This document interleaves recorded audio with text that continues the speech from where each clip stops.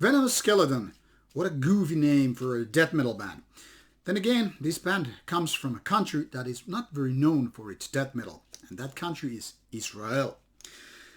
I have already unboxed this CD for a reason that is kind of stupid. The thing is, I already filmed this review once, and then the kind of a video turned out to be bad, so I didn't decide actually to repack this so I could just unpack it once again for you. So with this also goofy explanation, here you have already unboxed version of this CD. Here you have the inlay with 3 members of the band. Inlay, image, and then we have this actual booklet, which is not a booklet as such, but more of a kind of a folded poster with some texts included. As you can see, there is lineup, and I guess these texts would be lyrics which are not very readable. But then again, who actually reads death metal lyrics of a band which is old school and really original in style? Yeah, I guessed that would be roughly a few people only. Anyway, here we have the band's Metal Archive site with already this page open about the actual release.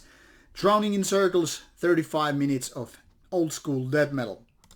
Now, before we go to the actual music of this album, I'm going to tell you a little bit of background here, which I could gather in a couple of minutes.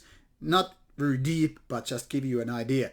So while the band has no information here when it was formed and whatnot, that is, I guess, because the band's members' previous band called Son Adam, which was founded in 2007, and the style was death doom metal.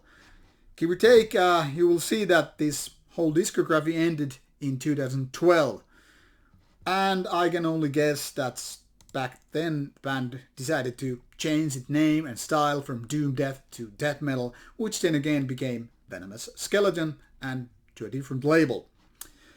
Now, this is a style of music which some people would just call old school death metal, some people might say it's retro death metal, and some people would just call it death metal. It's all fine really, because after all, it doesn't matter, because this kind of music is kind of timeless. To be honest, this album takes me back to early 90s when there were like hundreds of bands sounding pretty much more or less like this. Kind of a moldy feeling, you know, from rehearsal place or even studio in a cellar or basement with mold and yeast and whatnot all over the place. You would sneeze and cough and all that stuff. But you would also create this great kind of a old school death metal because you were young, passionate, and that surrounding was very inspirational. But to be honest, this doesn't go back to the actual first steps of the first wave, like back in the 1980s, because back then bands had more kind of a trashy feeling with the debut albums. Beat Death, Cannibal Corpse, Morbid Angel, whoever, you had this kind of a trash feeling back in the days. Then when we come to the 90s, suddenly that kind of a trash part is more like gone. And then bands like this started to appear, creating hundreds and hundreds of different albums with more or less kind of a same kind of feeling, you know, rather moldy, rather basement-like, rather inspirational by these young guys' minds, hearts and heads. Now, Venomous Skeleton is an interesting take on this because for newer generation this might feel really fresh and new because it's actually that old. This could go back in like 30 years and then you would find all these hundreds of bands which created an album or two before disbanding or changing name or just going in different directions in terms of genres. Basically nothing wrong is here with this kind of style and music, but the thing is, this doesn't really stand out from the rest of the grey mass. I mean, let's be honest about it, none of these songs are exactly that great. While this is very easy to listen from a death metal perspective anyway, basically everything here is like something that you probably heard 1,000 times before. Is it bad? Not really, but does it make great? Definitely not.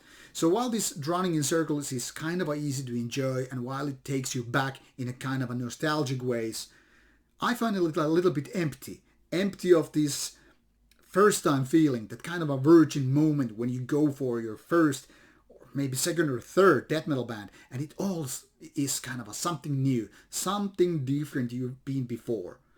But now with this is more like, yeah, it's a throwback Thursday kind of album.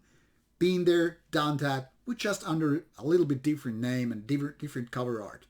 So is this gonna be a mind-bending experience? Definitely not. But in case you just happen to have a big thing for old school death metal, then this is definitely your thing. So you be the judge for your own mind and taste buds. Go for the band's Bandcamp page or whatever source you can find this music. There will be some links in the description box, and then you can pretty much figure out whether or not this is your cup of tea. And in case you like it, well, CD is already available since April and digital format even before that. With this information, do your thing. And should you have any comments or questions, put them on the comments box below and I will get back to you. Until our next death metal review, bye bye.